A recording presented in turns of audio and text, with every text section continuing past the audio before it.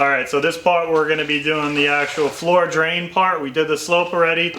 Now it's time to do the drain fittings. So we have the one there, they're capped off with some tape. That way the mud doesn't go down into it. So the concrete doesn't go down into it. And they're set just a little bit lower than the floor. So that way I can kind of taper it around to make sure that all the water goes in there. We're gonna go ahead and start the pour, and then we're gonna screed it. So I have a screed board, and this one, you probably can't see it in the video, but there's actually a notch right here. So I kind of took off maybe not even a ½ inch, and that'll give it a slight V shape as it's going down the middle, so the water will channel to the drains or out the back door. So float it, not float it, but screed it. Do you want me to mix more or no? Yeah, no, keep going, keep going. Let me screed it. So I want to get a little pitch to it. Yeah, I'm just trying to get it all working in there first? Yeah. It's not going to go a whole lot back here.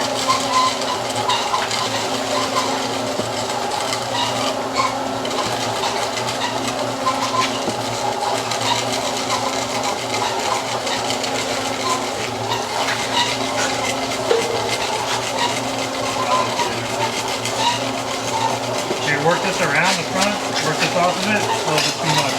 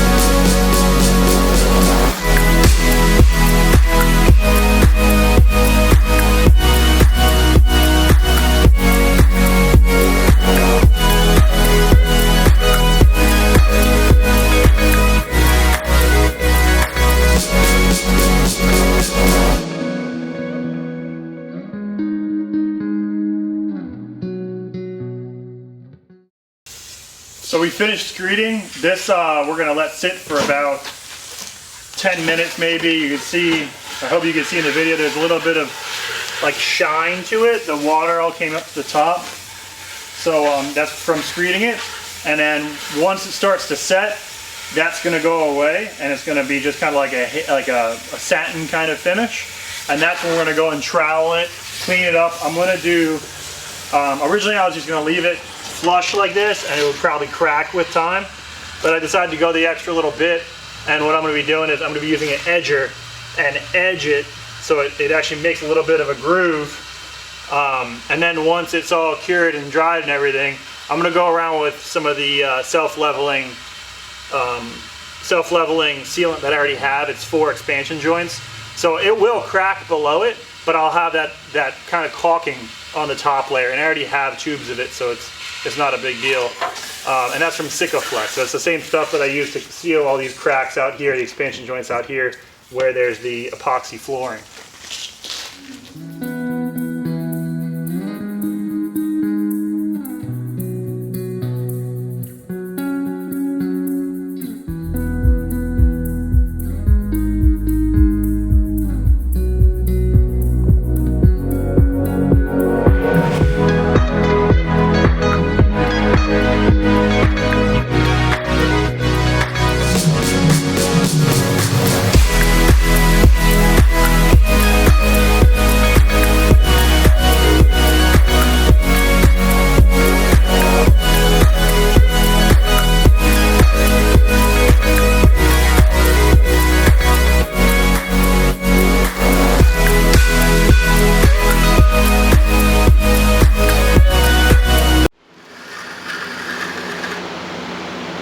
So now that the water is kind of wicked away, you can see right here it's not so glossy anymore.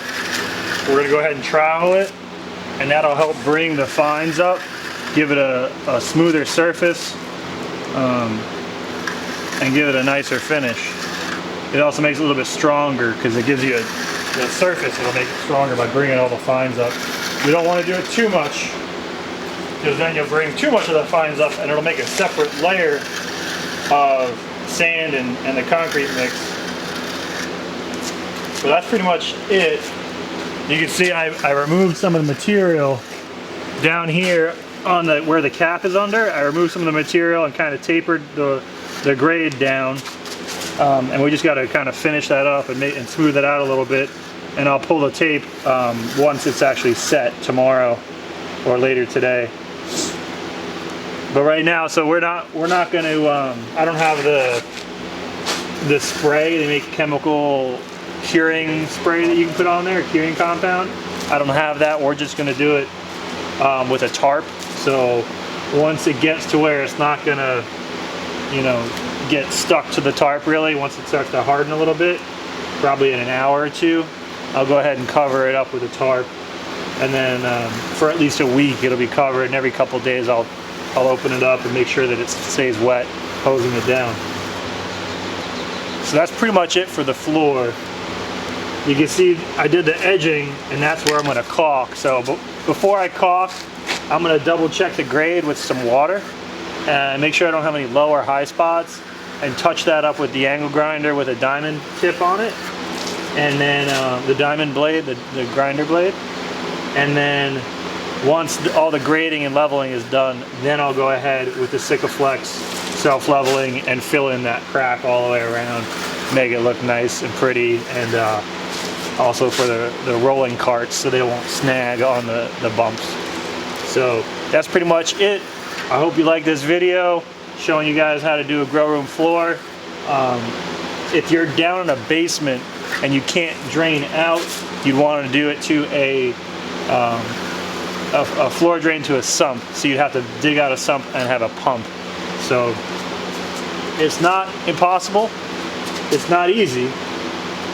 It does take some time and some money, but it's well worth it in the end when you're not constantly having to vacuum out your operation.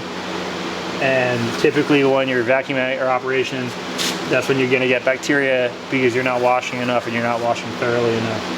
So make sure you like this video. Check out my patreon.com/Myers Mushrooms to support me, get more videos out here like this. And check out myersmushrooms.com and kit.com/Myers Mushrooms. Shop there.